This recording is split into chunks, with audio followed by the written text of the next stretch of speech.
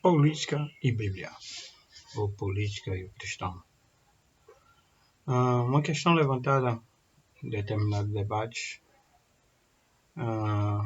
foi que uma definição sensata de voto é transferência de autonomia.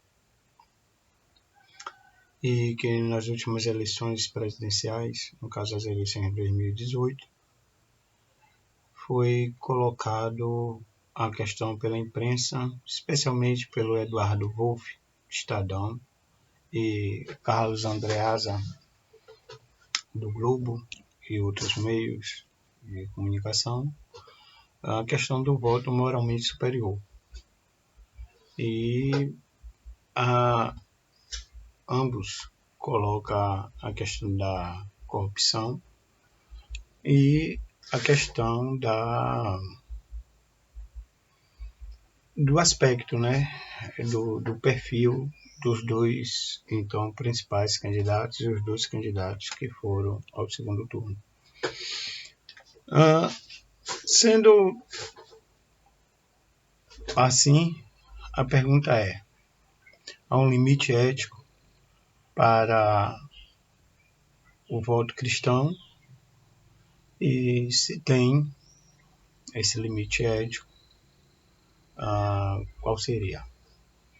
Primeiro, definir se existe que o voto é sim uma transferência na minha concepção, é uma transferência de autonomia, pois o que é autonomia é a capacidade de fazer lei, regras por si. Então, quem faz a regra e a lei do nosso país, sim, são os deputados e os senadores. E assim, lei ou através de projeto de emenda, medidas provisórias, o presidente também. E governadores, senadores, vereadores em maior ou, claro, em menor escala. Então, como fica isso? O voto, a princípio, é transferência de autonomia e não pulverização ou distribuição de autonomia. Não, porque você vai concentrar a sua autonomia de escolher, de voltar, de fazer a lei a outro. Então, a princípio, a conta é simples, é uma questão quantitativa, que diversas pessoas que transferiram a sua autonomia para outro, e a maioria, ou o coeficiente eleitoral, o candidato vai ser esse representante, vai absorver essa capacidade de, sim, fazer lei. Então, se você transferiu a autonomia. Segundo é que a segunda questão implícita nessa pergunta é que a questão do voto moralmente superior, apesar de ver a moralidade de uma forma situacionista, então os bolsonarianos, os eleitores de Bolsonaro e assim como os eleitores de Haddad, eles se consideram moralmente superior por argumentos diversos, mas a realidade é que são dois parâmetros distintos, um que seria moral geral e moral efetiva, que poderia ser o discurso de Bolsonaro, que é caracterizado discurso de Bolsonaro, algo baseado na vivência, na civilização, os valores da civilização ocidental, independente aqui sem análise histórica, sociológica, filosófica, mas simplesmente a questão direta, né, prática, que esses valores morais são valores prezados pela sociedade. Então, e quanto o Bolsonaro, por exemplo, defendeu bastante a questão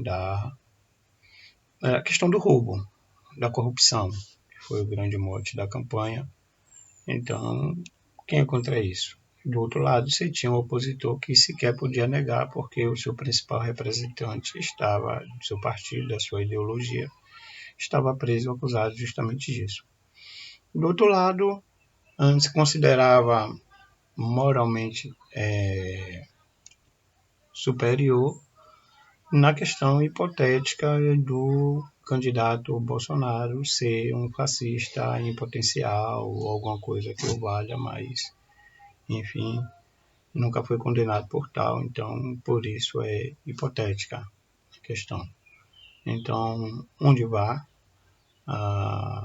onde quer que se ande, em qualquer tempo, vai sim haver uma questão de um voto moralmente superior, desde que haja moral em uma sociedade. Então, o que for mais alinhado a essa moral, sim, vai ser moralmente superior.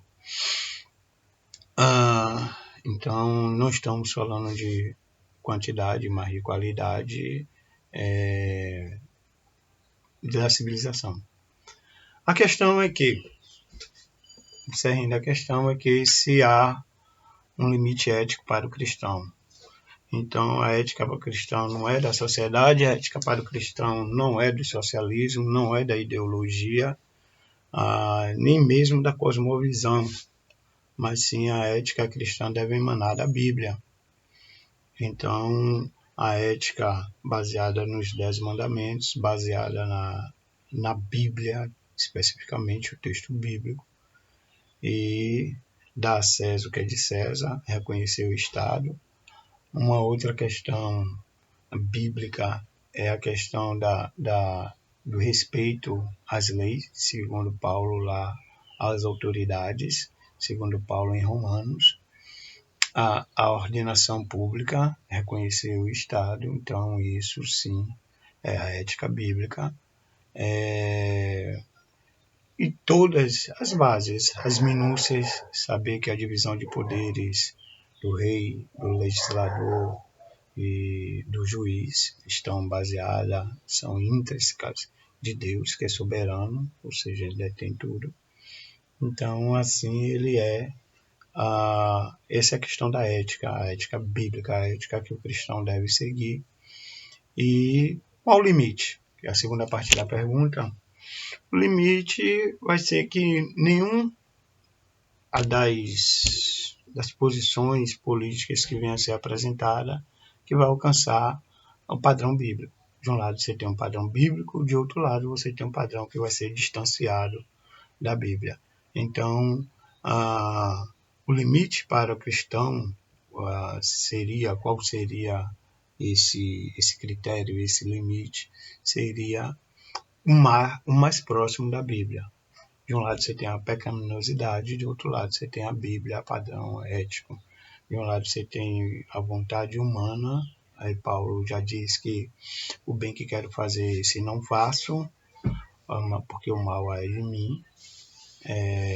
De outro lado você tem a Bíblia ordenando para você seguir a paz, tem os princípios dos mandamentos associados às bem-aventuranças, por exemplo, que é uma vivência em sociedade, entre outros e outras parâmetros que a Bíblia deixa bastante claro.